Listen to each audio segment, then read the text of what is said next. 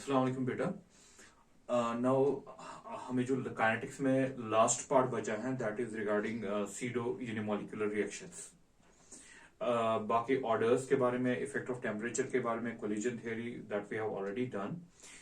Now we have only left with this pseudo unimolecular reactions.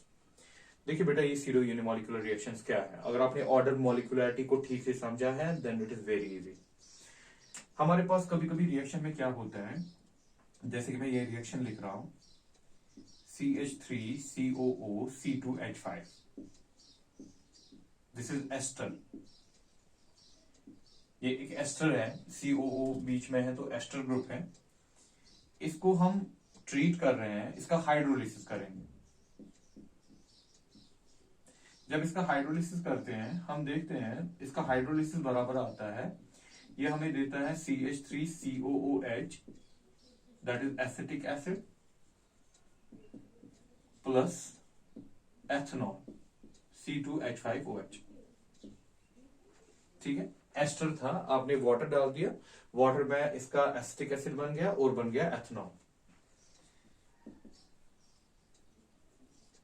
जो आपके पास ये acetic acid है ये आपने लिया है टाइम t0, जब आप टाइम t0 पे थे स्टार्टिंग पे, ये आपने लिया है, लीजिए आपने ये लिया था 0.1 मोल, ये आपने लिए हैं 10 मोल, दैट मीन्स ज्यादा है as compare to this is very excess. और ये जीरो, अभी टाइम जीरो है तो अभी ये बना नहीं है। कुछ टाइम के बाद आफ्टर सम टाइम t ये यहां से निकल गया, ये खत्म हो गया, let it be this is zero now. यहां से कितना निकला, ये बना यहां पर 0.1, ये बना यहां पर 0.1 मोल। तो यहां से भी 10 में से 0.1 निकलेगा तो ये बचेगा कितना, ये बच रहा है 9.9 मोल, ऐसे ही बच रहे हैं। ठीक है, तो रिएक्शन हो गई, खत्म हो गई, 0.1 एसिटिक एसिड बना, 0.1 एथनॉल बना। अब इस रिएक्शन में ये इसका रेट डिटरमाइनिंग स्टेप है, दैट मीन्स यही है सब कुछ, रेट डिटरमाइनिंग स्टेप, यही इसका रेट डिटरमाइनिंग स्टेप है या यही एलिमेंट्री रिएक्शन है। तो हम जानते हैं ना जो रेट डिटरमाइनिंग स्टेप है, तो वहां पर हम सीधे लिख सकते हैं रेट के कांस्टेंट किसके बराबर, एस्टर CH3COO C2H5 पावर 1 और वाटर पावर 1। ठीक है, तो इस हिसाब से कितना लग रहा है, इसका सेकंड ऑर्डर रिएक्शन है, 2 ऑर्डर है और इसकी मॉलिक्यूलरिटी भी 2 है, मॉलिक्यूलरिटी भी 2 है। लेकिन आप देखिए इसमें वाटर एक्सेस में था। जब आपका एक रिएक्टेंट एक्सेस में हुआ है और ड्यूरिंग द रिएक्शन आप देखिए इसकी कॉन्सेंट्रेशन चेंज हो गई, लेकिन वो न होने के बराबर। इसकी कॉन्सेंट्रेशन चेंज हो गई लेकिन वो इतनी चेंज हो गई कि इसमें लग रहा है कि बाहर से कुछ नहीं हो रहा है। तो इसका क्या होगा, इसका water is in excess, water excess में है, so its concentration seems to be constant, जैसे कि इसकी कॉन्सेंट्रेशन का कुछ नहीं हुआ। So its concentration seems to be constant, जैसे कि इसकी कॉन्सेंट्रेशन चेंज ही नहीं हो रही है। तो आप क्या कर सकते हो, आप इस इक्वेशन को रिमूव करके आप इसकी जगह दूसरी इक्वेशन डाल सकते हो। तो आप सीधे इसमें लिख सकते हो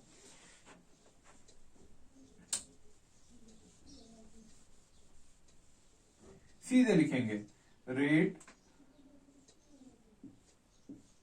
is equal to K dash CH3 COO C2H5।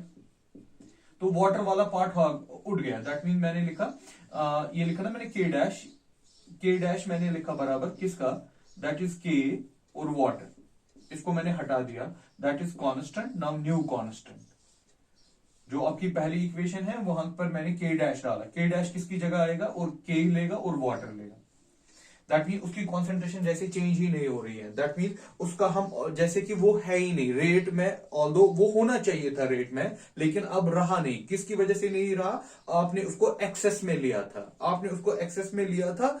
अब वो रेट ला, जो आपका रेट जिसे हम रेट बोलते हैं, उस इक्वेशन में रहा ही नहीं, एक कांस्टेंट बन गया। तो एक कांस्टेंट बन गया, दैट इज लाइक के डैश, ठीक है ना। जैसे कि उसका ऑर्डर ही खत्म हो गया, जैसे कि उसका ऑर्डर ही जीरो हो गया, ठीक है ना। अब देखिए, आप बताइए मुझे इसका ऑर्डर क्या है। Now it's order is one, order is one, लेकिन मॉलिक्यूलैरिटी क्या है? मॉलिक्यूलैरिटी तो टू है, क्योंकि मॉलिक्यूलैरिटी कहां से देखा जाता है? रिएक्शन से देखा जाता है। मॉलिक्यूलैरिटी टू है। So this type of, otherwise जो आपकी एलिमेंट्री रिएक्शन होती है, या आपकी कोई भी जो रेट डिटरमाइनिंग स्टेप होती है, उसमें जो ऑर्डर होता है वही मॉलिक्यूलैरिटी होता है, जो हमने पीछे पढ़ा है। लेकिन इस वाले केस में क्या हो गया, इसकी मॉलिक्यूलैरिटी तो टू है, लेकिन इसका ऑर्डर कितना है? One.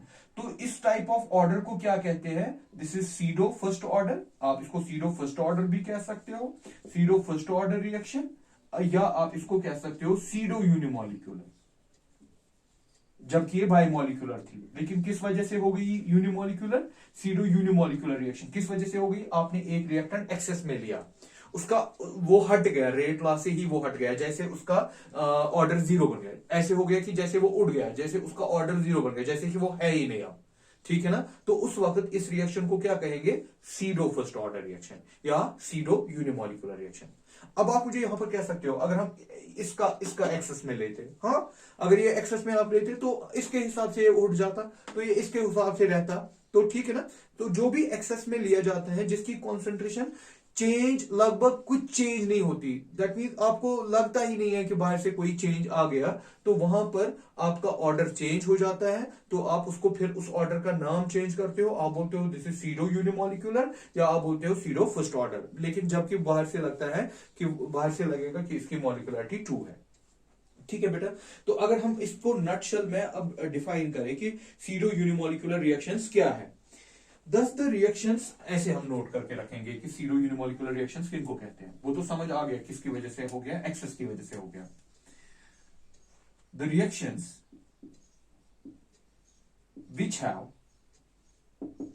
which have molecularity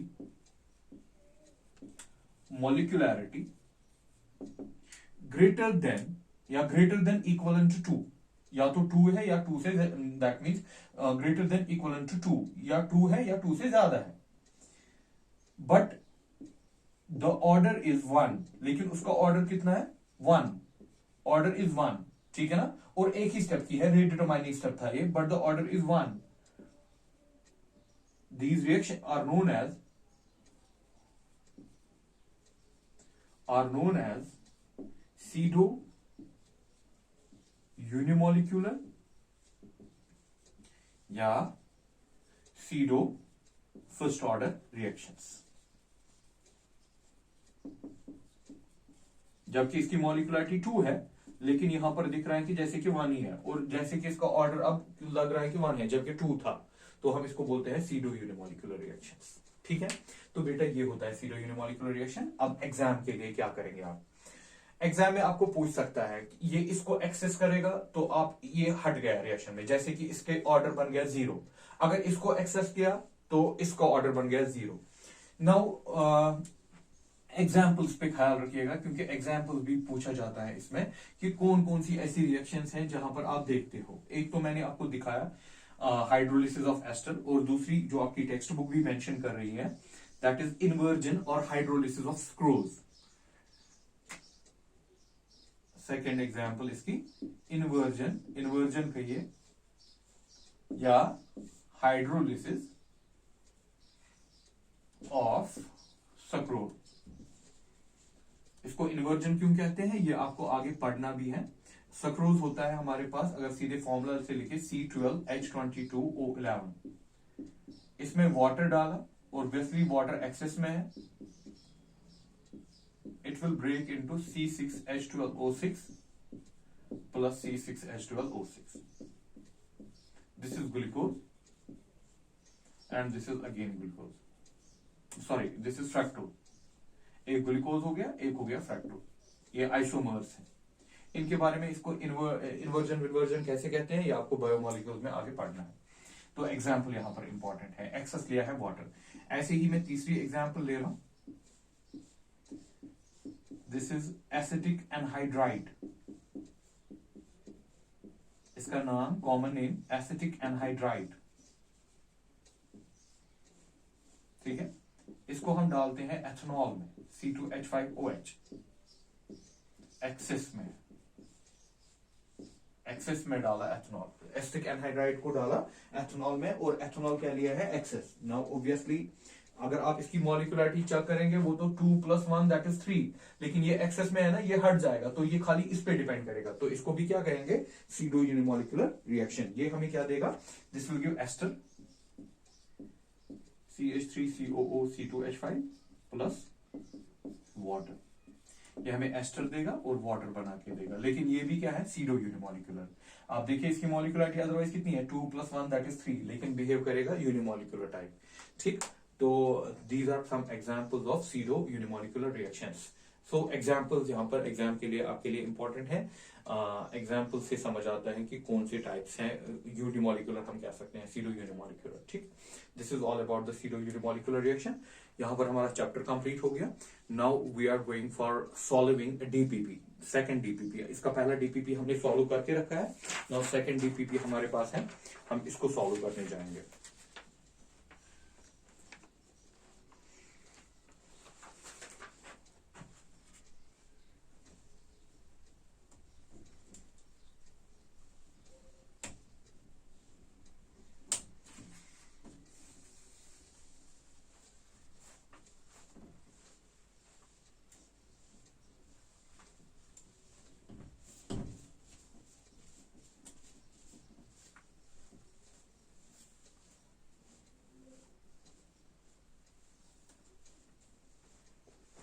so we have to solve, इसकी हार्ड कॉपी आपको मिल जाएगी, सॉफ्ट कॉपी मिल जाएगी, वो अपलोड हो जाएगी। So this is our DPP side. Obviously पहला डीपीपी हमने किया था फर्स्ट ऑर्डर काइनेटिक्स पे, फर्स्ट ऑर्डर रेट लॉ पे मैंने ज्यादा क्वेश्चन देखे थे। अब जो दूसरा इंपॉर्टेंट पार्ट है that is Arrhenius part, temperature part, वो हम करने जा रहे हैं, इसमें पूरा कवर, और कुछ क्वेश्चन मैकेनिज्म के ऊपर।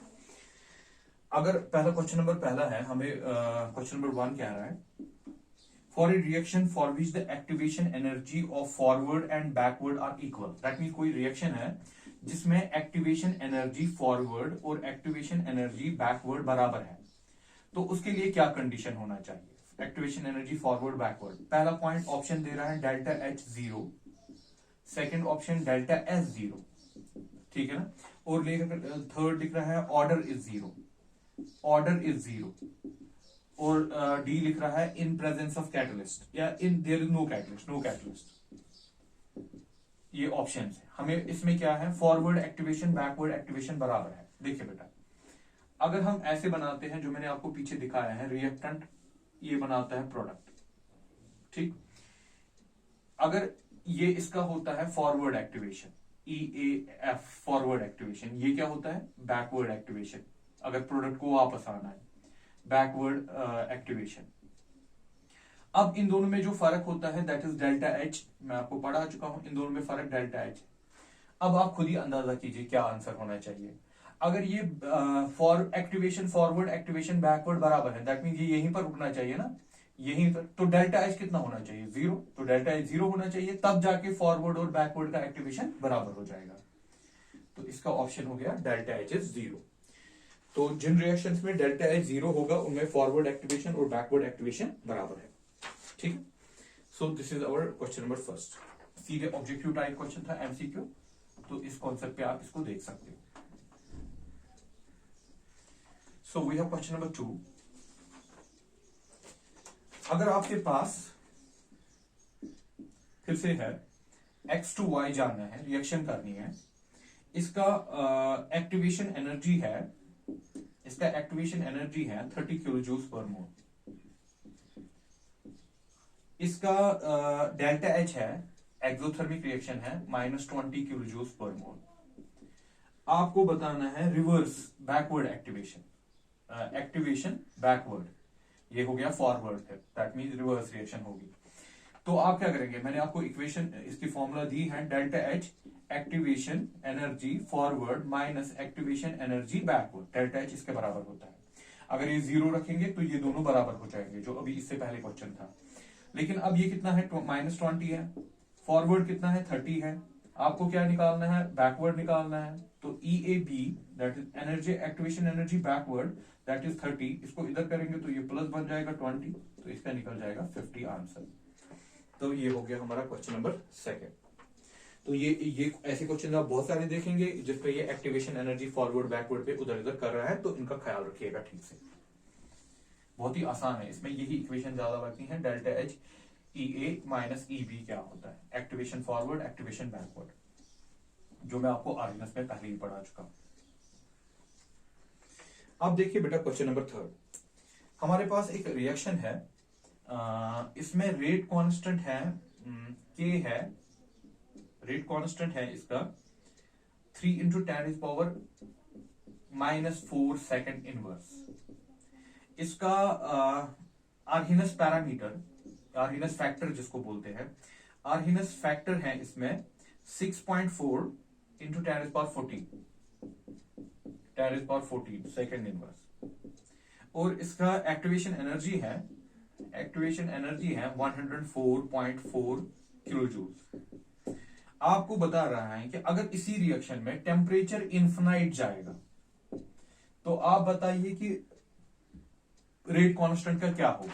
अगर टेम्परेचर इन्फिनाइट गया, ये किसी टेम्परेचर पे हो रहा था, ये किसी टेम्परेचर पे ये कर रहा था, लेकिन अब क्या हो गया, अब टेम्परेचर अगर इन्फिनाइट हो गया तो आपका रेट कांस्टेंट का वैल्यू क्या आएगा। तो आप क्या करेंगे, आपको पता है ना, K is equal to A exponential minus EA/RT।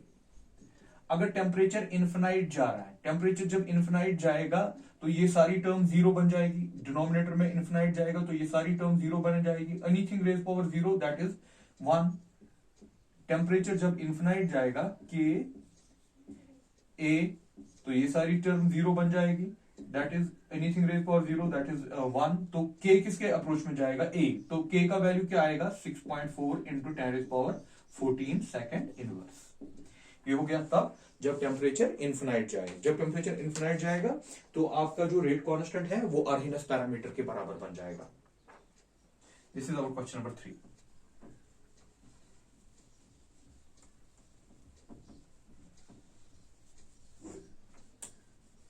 Conceptually इसको बिल्ड करना है, फिर जाके बहुत ही आसान है।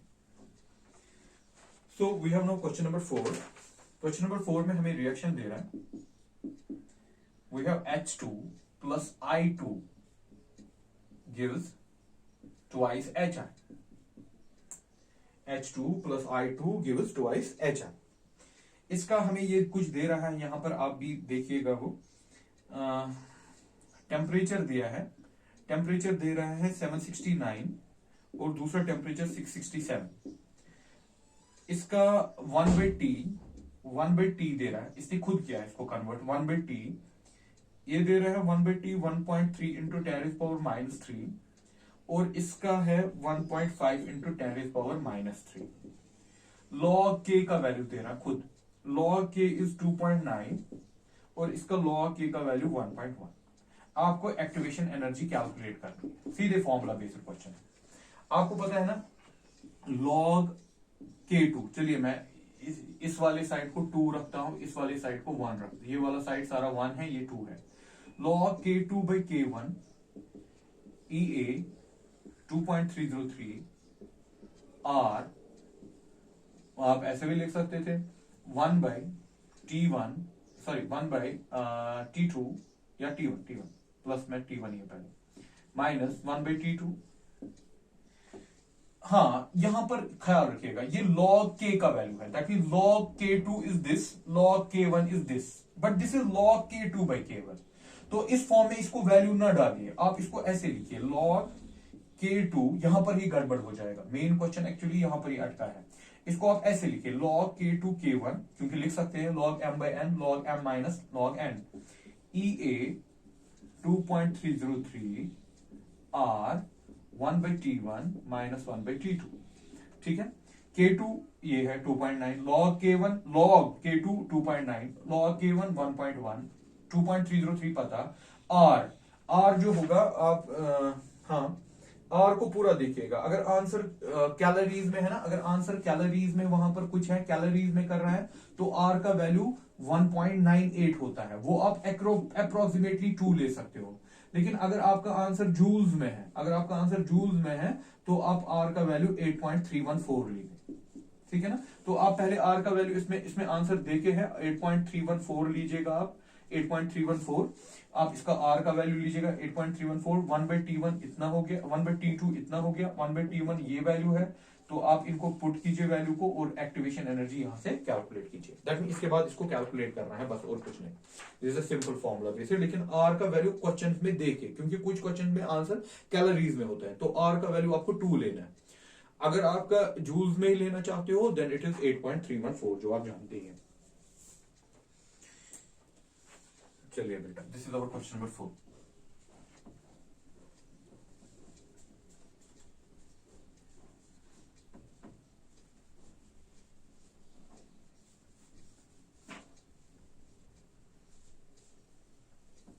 Now we have question number 5।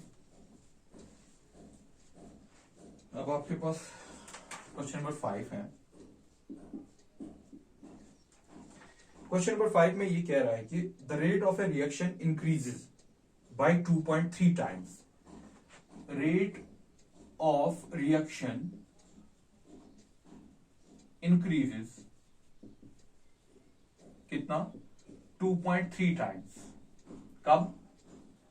2.3 times when temperature is raised from, temperature को रेज किया है 300 टू 310 केल्विन, टेम्परेचर को इतना रेज किया है। If rate constant at 300 kelvin, if K is rate constant at 300 kelvin. आप बताइए 310 पे रेट कांस्टेंट जो 310 पे होगा, 310 केल्विन पे जो रेट कांस्टेंट होगा वो आपको निकालना है। दैट इज के डैश में लेता हूं, आपको के डैश बताना है कि कितना होगा। ये है रेट कब? ये रेट कांस्टेंट है जब आपका टेम्परेचर कितना है? 300 केल्विन। जब आपका टेम्परेचर 300 केल्विन है, ये है रेट कांस्टेंट। जब आपको 310 हो गया तो रेट कांस्टेंट चेंज हो गया, दैट इज के डैश। और इसका rate of reaction increase by 2.3 times. अगर आपको याद होगा, मैंने आपको बताया था टेम्परेचर कोफिशिएंट, टेम्परेचर कोफिशिएंट होता है बराबर किसके? रेट, नया rate divided by original rate. वो किसके बराबर होता है? रेट कांस्टेंट, नया rate constant divided by original rate constant is equal to temperature coefficient, या मैं यहां से लिखता हूं, is equal to temperature coefficient और उसके ऊपर delta T divided by T divided by 10, delta T divided by 10। ठीक है, ये था ना, डेल्टा टी डिवाइडेड बाय 10। अब ये रेट कांस्टेंट्स में कह रहा है, रेट में नहीं कह रहा है, तो हम इस पार्ट को छोड़ देंगे, हम यहां से स्टार्ट करेंगे। हमें के डैश निकालना है ना, के डैश के mu, that is temperature coefficient. वो होता है कि कितना टाइम्स इंक्रीज हो गया, रेट आपका कितना टाइम्स इंक्रीज हो गया, वो हो गया ना 2.3। तो म्यू कितना है यहां पर? म्यू है 2.3। दैट मीन दिस, ये जो म्यू दे रहा था ना, ये जो दे रहा था, ये इंक्रीज रेट, ये एक्चुअली टेम्परेचर कोफिशिएंट ही था 2.3। डेल्टा टी कितना है? 310 से गया है, 300 से गया है 310 और डिवाइड बाय करना है 10, तो ये निकलेगा 10, 10 डिवाइड बाय 10 दैट इज 1। तो हमें निकला K dash divided by K is equal to 2.3 raise power 1। तो के डैश इज 2.3 टाइम्स के। तो के डैश कितना बन गया? 2.3 times K. So this is our question number 5। ये हो गया कि कितना इंक्रीज हो गया।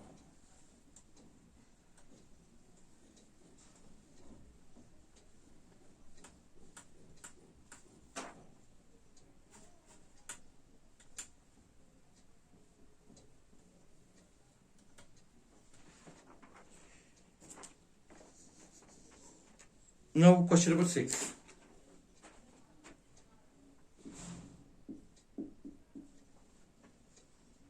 हमारे पास एक कह रहा है कि in the presence of catalyst, आपने किसी रिएक्शन में कैटलिस्ट डाला है, प्रेजेंस ऑफ कैटलिस्ट, आपने किसी रिएक्शन में कैटलिस्ट डाला है, एक्टिवेशन एनर्जी उसका लोअर हो गया, एक्टिवेशन एनर्जी लोअर हो गया कितना? टू एक्टिवेशन एनर्जी लोअर हो गया 1.4 किलो कैलोरीज एट 27 डिग्री। ठीक है, एट 27 डिग्री। आप बताइए कि रेट कितनी टाइम्स इंक्रीज होता है, रेट कितनी टाइम्स इंक्रीज हुआ होगा। देखिए बेटा, आपको पिछली बार भी मैंने दिखाया था, हमारे पास रिएक्शन ऐसे होती है जिसमें आपके पास रिएक्टेंट होता है, प्रोडक्ट होता है। अगर आप इसको बिना कैटलिस्ट के करते हो तो ये है बिना कैटलिस्ट के, विदाउट कैटलिस्ट, तो इसका अपना एक्टिवेशन एनर्जी होगा। ठीक, अब ये जब कैटलिस्ट इसमें डाल रहा था, अब ये कैटलिस्ट डाल के जब इसने कैटलिस्ट इसमें डाला, इसका एक्टिवेशन एनर्जी कम हो गया, जो मैंने पिछली बार भी आपको दिखाया था, एक्टिवेशन एनर्जी कम हो गया। जब एक्टिवेशन एनर्जी कम हो गया तो रेट बढ़ गया। शायद लास्ट वाले लेक्चर में मैंने इसको गलत लिखा था, लेकिन वहां पर करेक्ट कीजिएगा। जब हम कैटलिस्ट पॉजिटिव कैटलिस्ट डालते हैं ना, पॉजिटिव कैटलिस्ट से क्या होता है, एक्टिवेशन एनर्जी डिक्रीजेस, और उसकी वजह से रेट का क्या होगा, या रेट कांस्टेंट का क्या होगा, दैट इंक्रीज। चाहे आप रेट कांस्टेंट बोले या रेट बोले, दैट इंक्रीजेस। तो इसमें रेट ज्यादा होगी। कितनी इंक्रीज होगी ओरिजिनल से, वही आपको बताना है। इन दोनों में फर्क कितना है, जो ये पहले एक्टिवेशन था without catalyst, that is EA, अब जो एक्टिवेशन एनर्जी है दैट इज EA डैश। इन दोनों में फर्क जो है दैट इज 1.4 किलो कैलोरी पर मोल, 1.4 किलो कैलोरी, ये क्वेश्चन है। तो हमें बताना है कि रेट कितने टाइम इंक्रीज हो गया। क्वेश्चन को ठीक से समझिएगा। पहले इसने विदाउट कैटलिस्ट किया है, फिर उसका एक्टिवेशन एनर्जी था EA, अब जाके इसने कैटलिस्ट डाला, कैटलिस्ट डालने पे एक्टिवेशन एनर्जी कम होता है, दैट इज हो गया EA डैश। जब एक्टिवेशन एनर्जी कम होता है तो रेट कांस्टेंट बढ़ता है, तो रेट कांस्टेंट बढ़ गया या रेट बढ़ गया। आपको बताना है कि ओरिजिनल में कितना टाइम रेट बढ़ गया। इन क्वेश्चन को खास ख्याल रखिएगा। देख लीजिए मैं कैसे इसको सॉल्व करूंगा।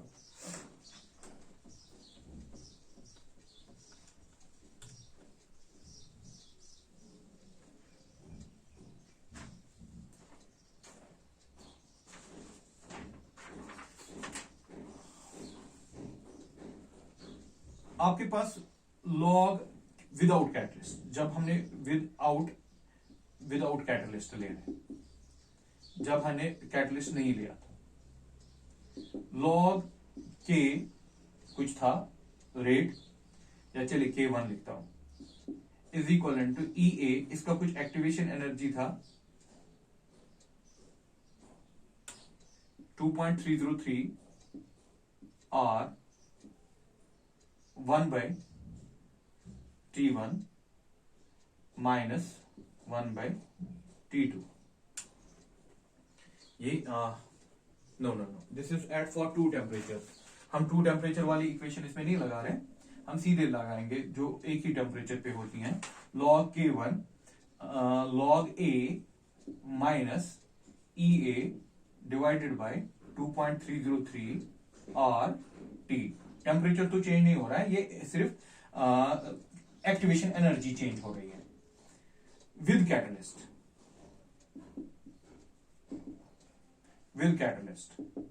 log K2, rate constant change होगा, रेट भी चेंज होगा, जितना रेट कांस्टेंट चेंज होगा ऐसे ही रेट भी चेंज हो जाएगा। log A EA dash divided bye 2.303 RT। ये तो हमने चेंज नहीं किया। चलिए बेटा, this is 1, this is second. कीजिए subtract second by first, subtract second by first, तो क्या बना, log K2 minus log K1। log A cancel हो जाएगा, माइनस में है, A तो चेंज नहीं हुआ। इसके बाद आप लिखेंगे ये minus EA dash divided by 2.303 RT। ठीक, और फिर जाके ये वाला माइनस करना है, माइनस, लेकिन इसका अपना माइनस है, EA 2.303 RT। ठीक है, तो ये इक्वेशन बनी।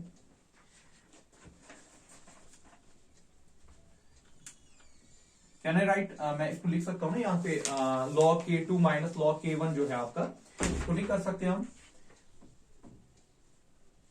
सीधे इसको करें, that is log K2 divided by K1 log M minus M।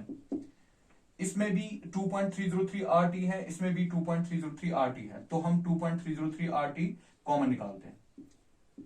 2.303 RT को मैंने कॉमन निकाला। इसके बाद अंदर क्या बचा? चलिए पहला ये माइनस माइनस प्लस बनेगा, तो पहले यही लिखते हैं EA, और बाद में ये लिखेंगे क्योंकि माइनस ही है, EA डैश। इन दोनों में फर्क कितना था? इन दोनों में फर्क था एक्टिवेशन एनर्जी लोअर्स, इन दोनों में फर्क था 1.4 किलो कैलोरी एट 27 डिग्री। तो देख लीजिए बेटा, मैं ऐसे लिखूंगा ना, log K2/K1, मैं वैल्यू दे रहा हूं 1/2.303 इंटू R कितना था? कैलोरीज में है ना, कैलोरीज में R का वैल्यू कैलोरीज में हम 2 लेते हैं, R का वैल्यू कैलोरीज में 2 लेते हैं, याद रखें। हाँ, R आ गया आपका, एंड टेम्परेचर कितना है? 27 degree, that is 300 kelvin. EA minus EA वो है ना 1.4, इन दोनों की डिफरेंस कितनी है? 1.4 कैलोरीज में, किलो कैलोरी दे रहा है, तो मैं इसको 10⁻3, क्योंकि नीचे कैलोरी है तो इसको भी कैलोरी में ही रखेंगे। तो इसके बाद आप देख लीजिए क्या बनेगा हमें इसका।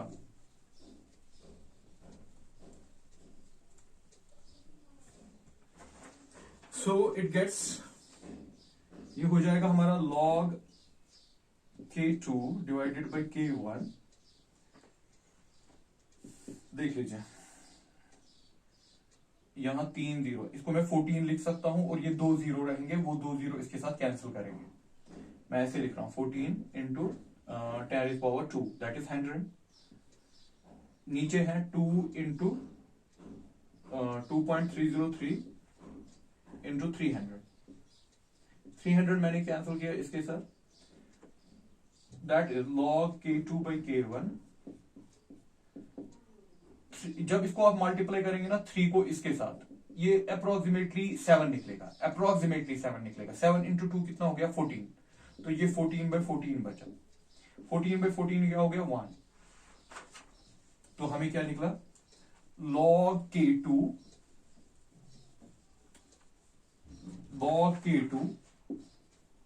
by K1 is 1। log को इधर ले जाएंगे, दैट बिकम्स एंटी लॉग, ठीक है ना। इसको या ऐसे log K2 ऐसे भी कर सकते हैं ना, log K2/K1। 1 अगर log में लिखे तो वो कितना हो गया? log 10, log 10 1 होता है ना, log cancel, that is K2 is equal to 10 times K1। तो K2 दैट मीन जो रेट कांस्टेंट सेकंड होगा वो 10 टाइम्स रेट कांस्टेंट 1 के बराबर होगा। या आप बोल सकते हो रेट, आप इसको रेट में भी कह सकते हो, क्योंकि रेट और rate constant directly they are direct related. तो आप कह सकते हो rate 2 is equal to 10 times rate 1। तो ऐसे इसको हम सॉल्व करते हैं। दिस इज अवर, ये था हमारे पास क्वेश्चन नंबर 6। मैं इसमें और क्वेश्चन भी हैं, वो आप खुद भी ट्राई करेंगे, या नेक्स्ट वीडियो लेक्चर में मैं उसको आपको दिखाने की कोशिश करूंगा। जो हमारे पास और क्वेश्चन इसमें बचते हैं, ये अपलोड आज ही हो जाएगा, यू कैन ट्राई इट, आप भी ट्राई कीजिएगा, या मैं नेक्स्ट लेक्चर में इसको दिखाऊंगा।